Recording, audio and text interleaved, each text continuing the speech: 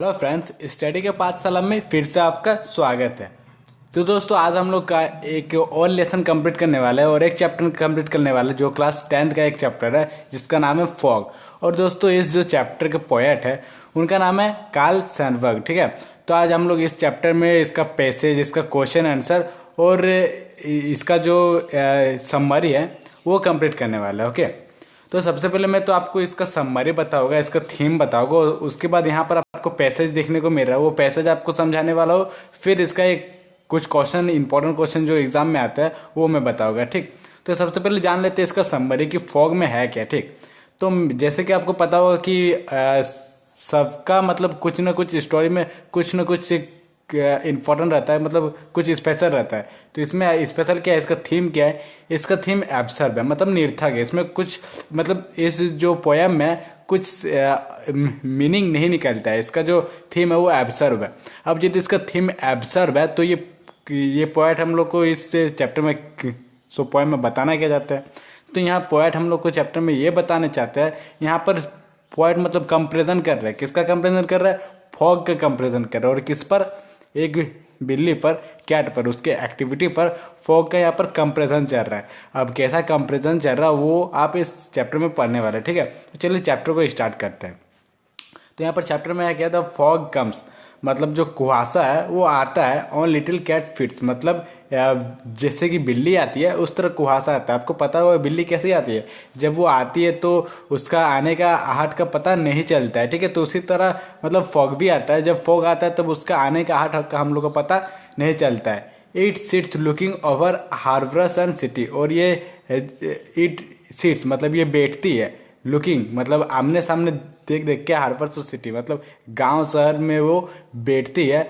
जिस तरह फॉग मतलब जिस तरह कैट बैठती है उस तरह वो फॉग भी आमने सामने आके वहाँ पर बैठ जाती है कहीं पर। ठीक है, ऑन साइलेंट हचेस, अपना पैर मोड़ कर। ठीक है, जैसे कि बिल्ली को पता होगा कैसे वो पैर मोड़ कर बैठती है, तो उस तरह फॉग भी पैर मोड़ कर बैठता है, मतलब उसका तरह कंपेरिजन किया गया है।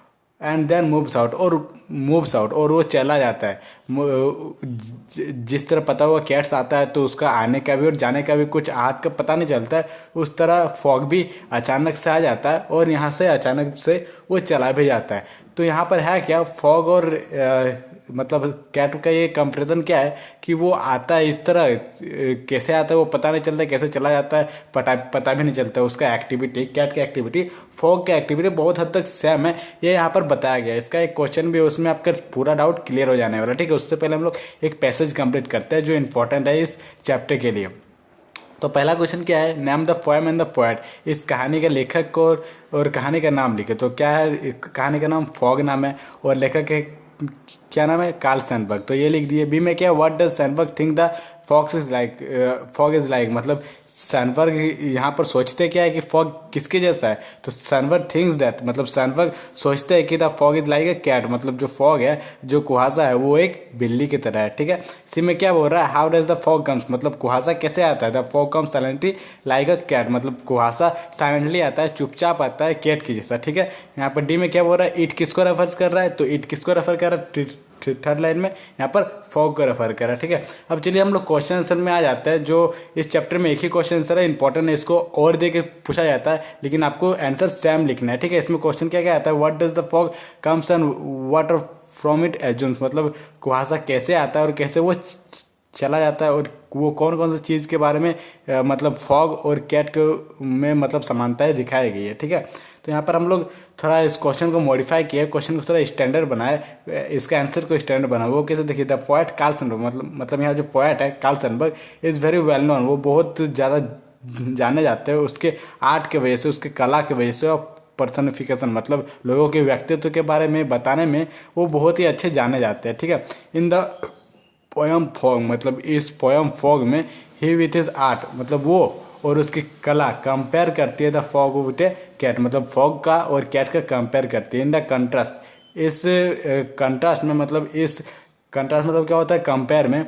ही अप्लाइज हिज ऑब्जर्वेशन, वो अपना निरीक्षण, अपना व्यक्तित्व रखे बहुत अच्छी तरह से। ठीक है, द फॉग यहाँ पर बोल रहा है the poet in the following veg brief his compression, यहाँ पर जो पोएट है वो कुछ कुछ पॉइंट बताया जिससे वो कंपेयर किए, मतलब कंपेरिजन किए, उसका तुलना किए फॉग का और कैट का। ठीक है, तो वो 3 पॉइंट्स है क्या यहाँ पर बोल रहे थे। Activity of a cat is somehow like the fog, मतलब फॉग की एक्टिविटी, फॉग का क्रियाकलाप और कैट का क्रियाकलाप कुछ हद तक मैच करता है। ठीक है, अब सेकंड में क्या बोल रहा था, fog spreads far away as look just like a cat.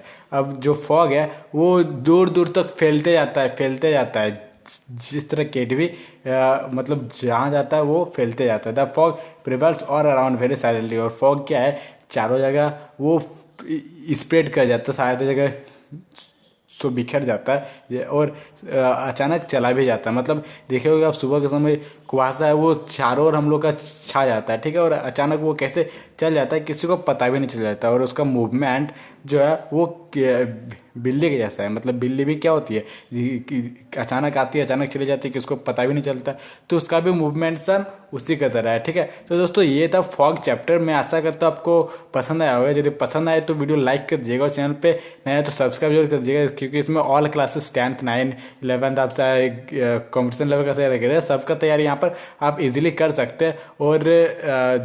और खास करके चैनल को सब्सक्राइब जरूर कर लीजिएगा, और वीडियो को लाइक करके बेल आइकन को ऑल पर प्रेस जरूर कर दीजिएगा। थैंक यू दोस्तों इस वीडियो को देखने